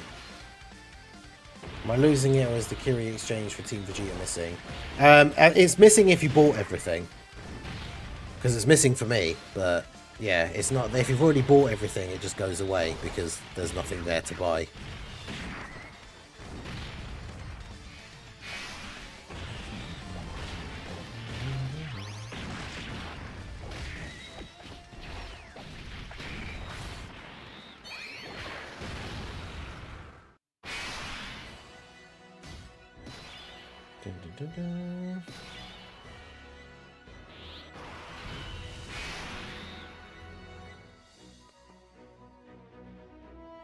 Yeah, I thought I'd heard something about that, but I couldn't remember exactly what it was.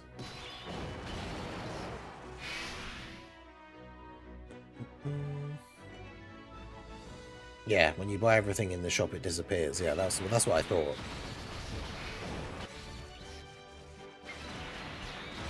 But they will add more stuff, because the wallpaper that you can get is one of the things that's going to get added. So it will come back again at some point. But not until they've added more stuff in, basically.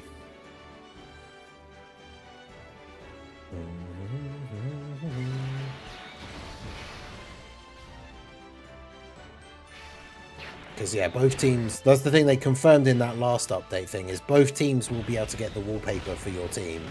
But it's just like the standard basic one. And then the winning team will be able to get an animated version of the wallpaper.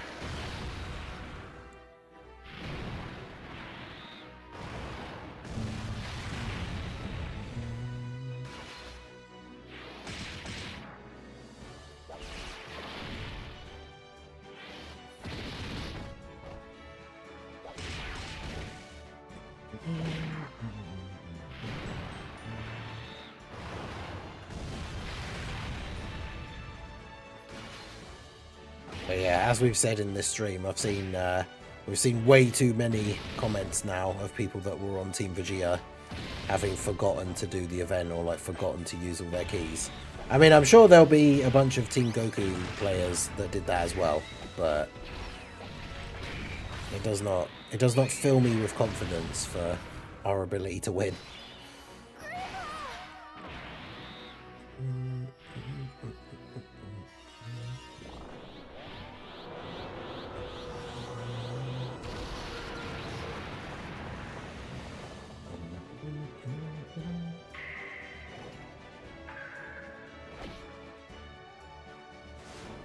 We get our good old unskippable grandpa animation.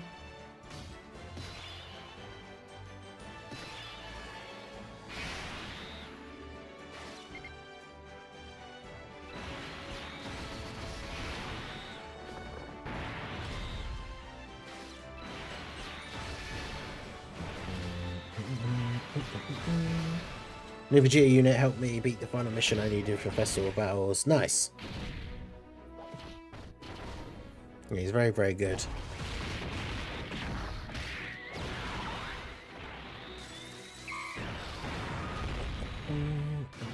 Although, isn't the extreme mission, there isn't one for extreme physical, but I guess having him on the team helps. Or even just using his team, to be fair. Because because all of the like extreme stackers are on his team. Got Tech Broly, Tech Vegeta, AGL Scout Vegeta, like Imp Broly. Like all the extreme stackers that you could potentially use for that mission are all on his team, so.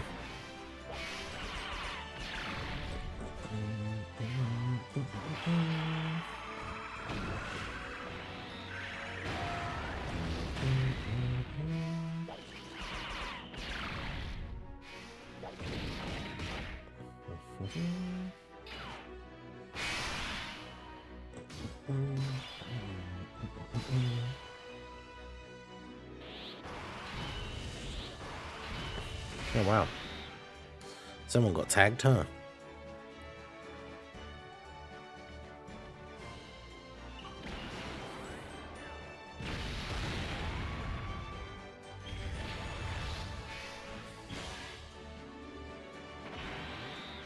One HP, let's go.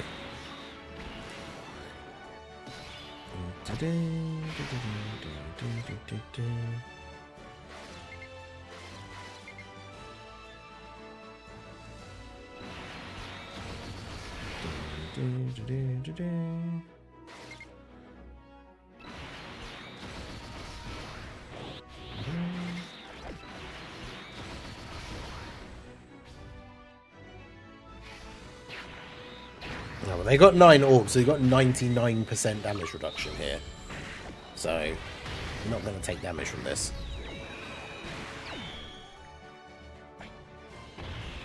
I wonder if they ever will make a thing so that you can skip that.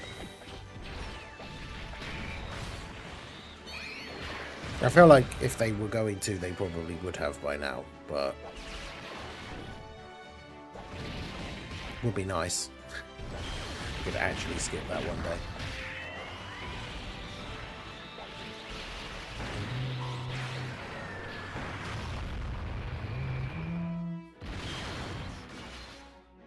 Good old Majin Vegeta EX being an AoE.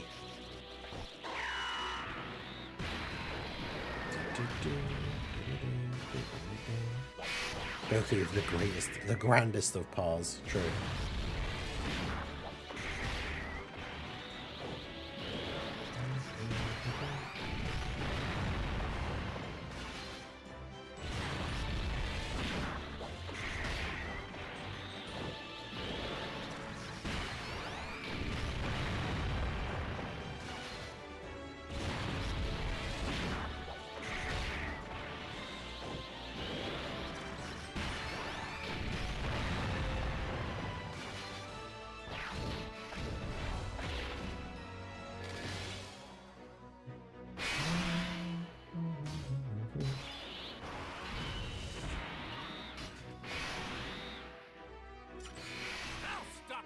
Here.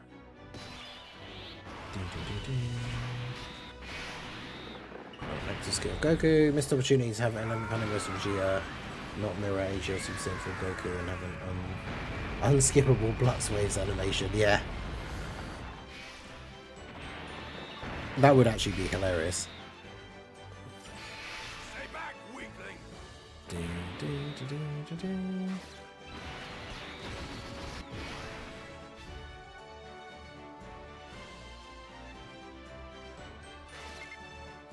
Oh, really?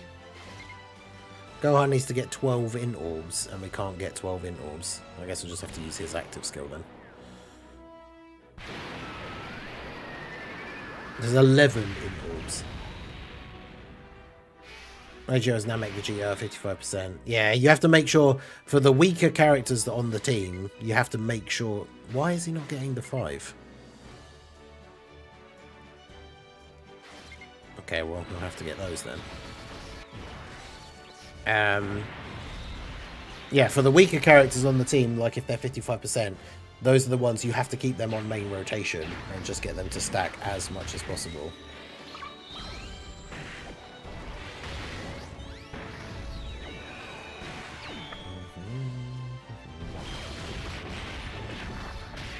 Yeah, there you go. Majin Vegeta, 109 million attack stat.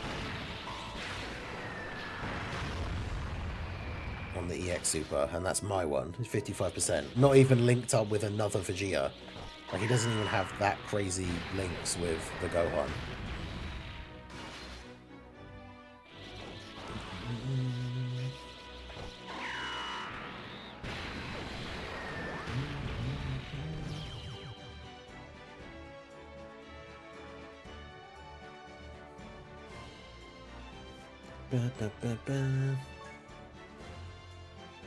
Just got my 3,000 day login rewards. Nice.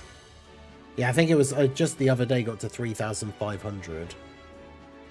It's a shame that the 3,000 day rewards aren't like, well, any of the login day rewards aren't anything super crazy. Like, it's funny that they gave a unit as the reward and then...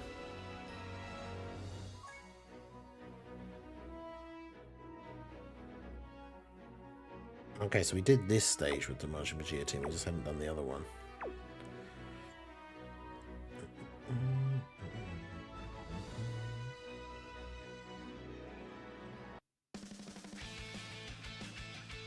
He's on rotation with the Int Super Saiyan 4s. Okay.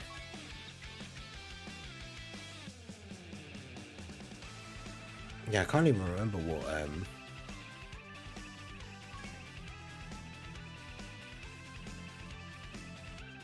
I think I used the...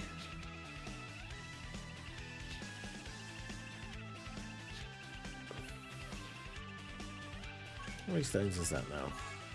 20. I'm trying to save all of those dragon ores for, like, getting to the... GDC. And then I'll just trade them all in then. And hopefully get a whole bunch of... extra stones ready for the GDC. I mean, hell, I've got 150 stones again. I could do another rotation on the Majin Vegeta banner, but I shouldn't. I got to 3,200 the other day. Nice.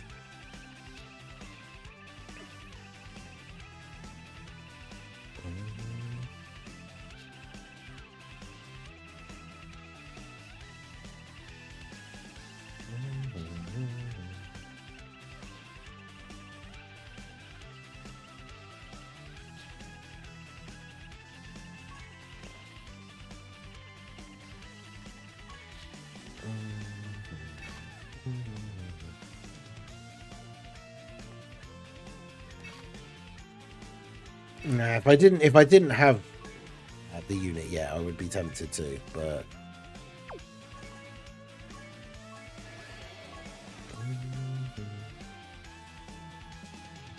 I exchanged all of my coins already, so I wouldn't be tempted to summon again.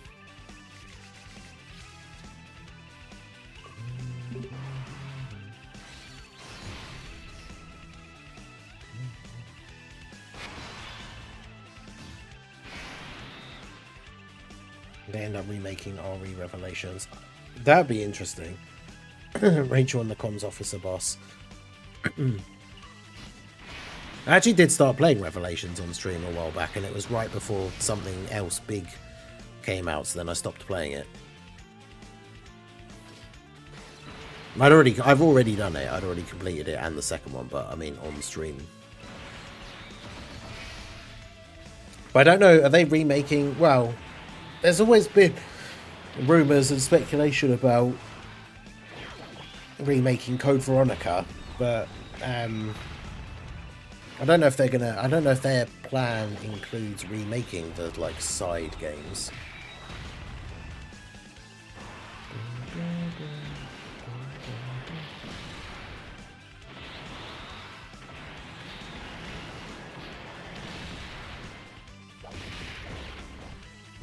Ningonomics. I stopped myself from summoning by exchanging all the pity coins that I had already when I pulled them, because obviously I have got them.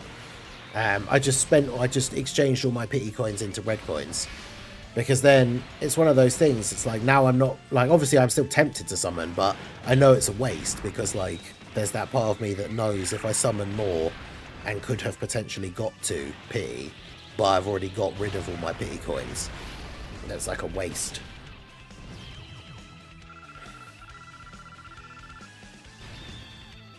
I mean, that's the thing. At the end of the day, like, I have 150 stones again. I have the self-control to not summon on the banner anymore, even though I would love a dupe for them. But it's just one of those little things that can help you. It's just like a mental note kind of thing. It's like, oh, well, if I summon again, I really shouldn't have traded in my pity coins, so I guess I should just not summon again.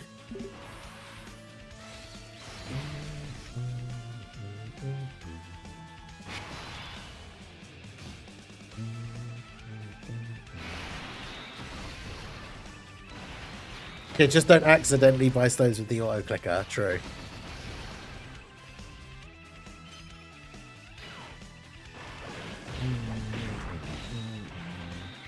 Impressive work.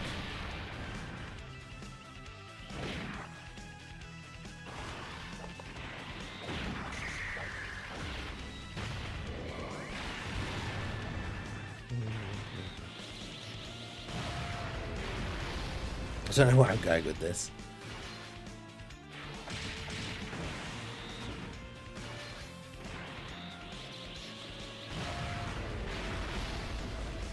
But yeah, I mean, it is kind of like a... That's not quite what that is you're saying, I'm sure, but it's like a casino-y type. It's like cashing out so that you don't keep spending, like, I guess your chips, if you want to use like a casino analogy. It's like cashing out so that you don't then look at your, you know, go, oh, I've still got a bunch of chips. I guess I could just gamble some more. But instead you just cash out, because then you have to make the effort to go and then get more chips, which then obviously you would still do if you were, you know, a gambler. But it gives you that extra step, which for some people is enough to them to like make them, to give them that extra like pause to think and go, actually no, I won't do that.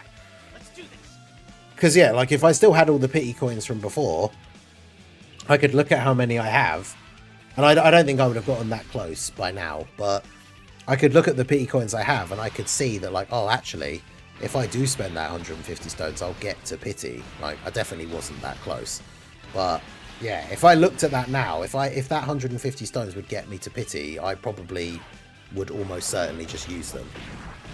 Whereas now, instead, because I've already traded all those coins in and so I can't use them anyway, it really is pointless for me to summon. And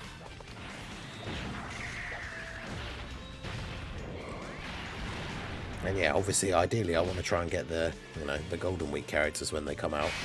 And since the private server that I was using is not working currently for some reason, then yeah, I don't want to not be able to get the Golden Week characters when they come out, because if I can't get the private server to work, it means I can't do any videos for them at all.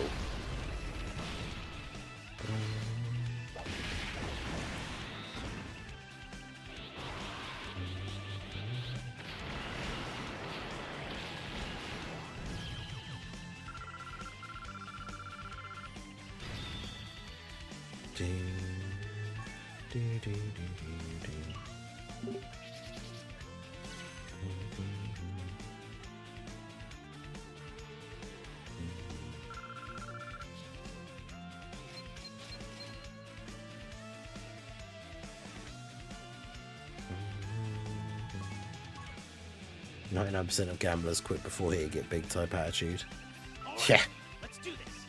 That's the thing. I got the unit, so that's the important thing. Like,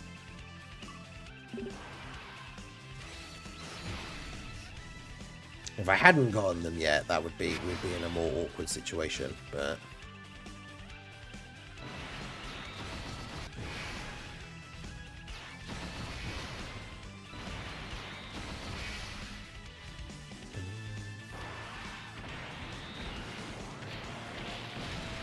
yeah, 99% of niggas cash out at 350 coins instead of making it to 400. But then the thing is, even if that was the case, I definitely didn't get as high as 350 coins. But to get those last 50 coins, you still have to spend another 250 stones. Like, it's not a small investment, even in that example. Like,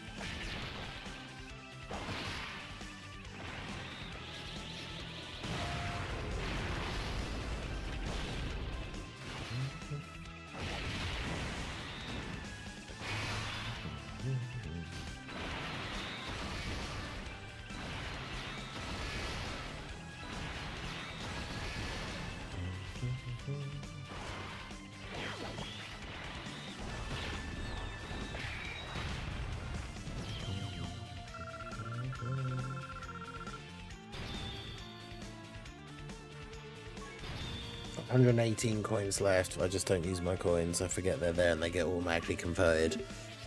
I mean, yeah, there is also that they do just get converted automatically, so you don't even have to remember to convert them yourself.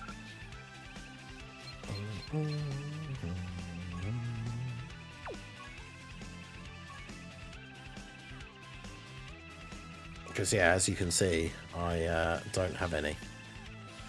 How many red coins do I actually have now? 324. That's not bad, considering I bought a dupe for Gohan, Goten, and Trunks when this banner came out. So, I'm not super far off having another set ready to go. I also need to do what? We need to get a new banner that comes out that has the summon points, and then I'll be able to get the another Dokkan Fest ticket.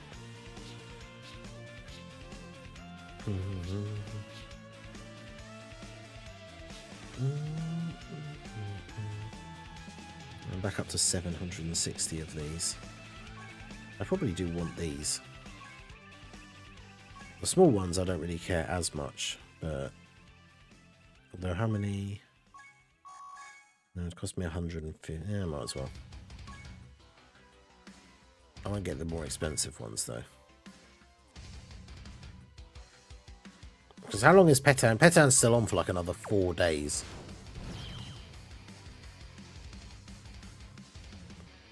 Yeah, the coin conversion thing. There's people have talked about this quite a bit. Like, this part of the menu is actually crazy.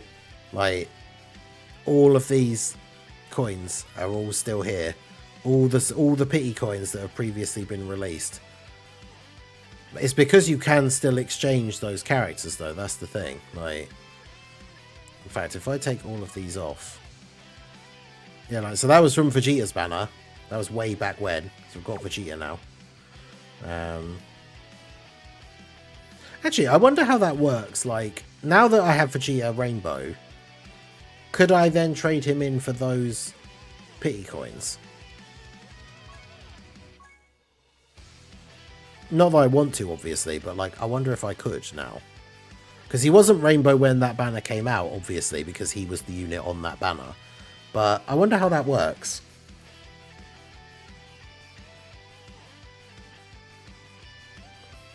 Oh, this was the team that I did that extreme mission with. It's actually still there.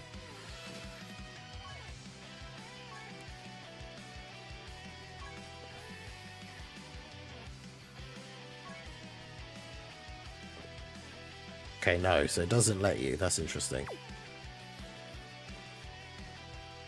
So pity coin number 2 was Slug, I guess. Then coin number 3 was somebody that I didn't get.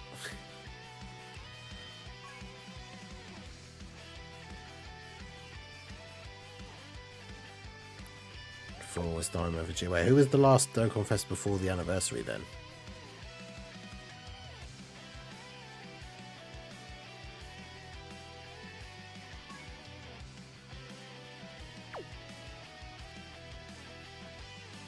Five is Cell. 6, I think, was...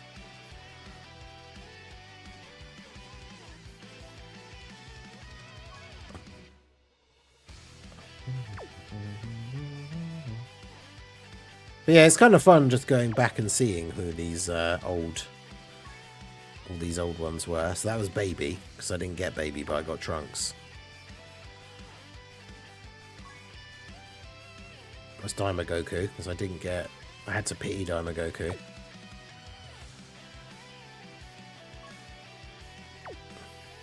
That was probably 16 or Tau. And then, yeah, New Year's. And then... that would have been... 12 would have been Dabura, I guess. Yeah, that's interesting. But yeah, they've even still got these ones, like the... 40th anniversary special coin, which, like, these are going to never come back, potentially. Like, why is that even still there? But yeah, the thing is, as well, is even if you did have a character from here, like, you could exchange them into that old pity coin, And then before you even get to do anything, the game automatically exchanges it into red coins because that old pity coin like isn't usable anymore. So what's the point of it even being there? Because those characters for that pity coin menu will still come up under the red coin menu, and you can only train them in for red coins now. So what's the point of that extra menu even being there?